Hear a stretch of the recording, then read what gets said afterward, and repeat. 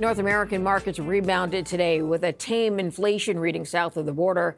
Let's bring this to Wesley Blight, Vice President, Portfolio Manager at Scotiabank Global Asset Management. Thanks for joining us today. Hi, thanks for having me. So it looks like investors are heartened by the U.S. CPI data. Could this be the Santa Claus rally many expected? We're pleased to see the news this morning. Lots of growing evidence of continued strength for sure. So happy with that. Okay, so we still do have tariffs hanging over the economy. We're beginning to hear more from the U.S. about their expectations on trade with this country. Do you think this will be a continued drag for 2026? I think it's going to continue to weigh on sentiment. We've seen a lot of change over the last year from Liberation Day and the surprise that we saw when that announcement came out. It weighed on sentiment significantly, and we saw a material drag across all capital markets.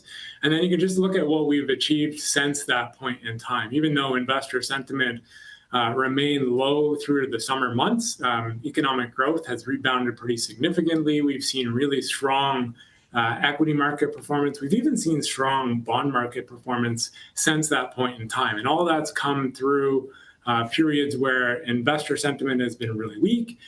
We've seen weakness from both consumer sentiment and business sentiment.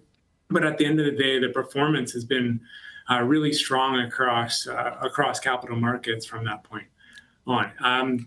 I think we're going to continue to see some rhetoric, and we're going to continue to see some news and headlines around the evolution of the trade policy as we work towards that potential rollover date in the middle of the summer next year. But our view is it isn't going to be all that disruptive to what transpires from a capital market perspective. Okay, so how did you position to start the year, knowing Donald Trump was in office, knowing that tariffs were on the horizon? What was the focus? So the vast majority of our performance is going to come from our strategic allocation. And there we spent a lot of time over the last couple of years updating our portfolios to add a little bit of equity exposure where we have the flexibility to do that. We have been adding in liquid alternatives. We've been adding in private assets as well, looking to achieve more robust performance. One of the other things that we've been doing within our portfolios is adding the flexibility to use tactical asset allocation. And within that context, we have increased our equity exposure a little bit as well. So looking to add some incremental value at the portfolio level by further participating in the equity gains that we've experienced. And that has largely played out really well, despite some of the news and headlines that we got around tariffs and the uncertainty that was creating. So really happy with how that positioning has played out. From our perspective, a lot of the gains have been driven, obviously, from AI spending and AI-related spending. But we're starting to see some broadening out of earnings growth across the board. And that's not just in the US, it's in Canada, and it's global as well.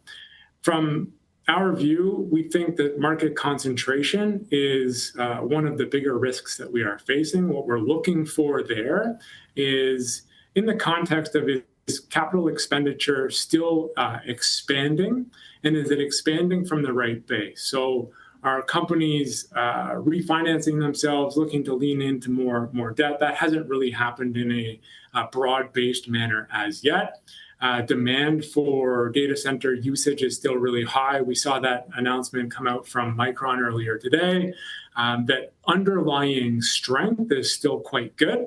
And then we're also looking at how are companies being able to deliver strong free cash flow while they're still keeping their CapEx high. And all of those signals right now, from our perspective, out the next 12 to 18 months are positive. So we're positioned with a modest overweight to equities as a result. Okay, you mentioned the broadening out of tech and sort of the AI space. Have you done that this year? Have you repositioned sort of at the end of the year? Are you repositioning to take advantage of the broadening out?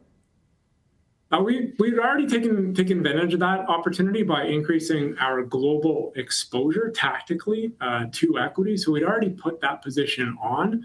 We're really benefiting from that broadening out now. So that strong earnings growth that we saw predominantly coming out of the US mega cap names earlier in the year, and even in 2024.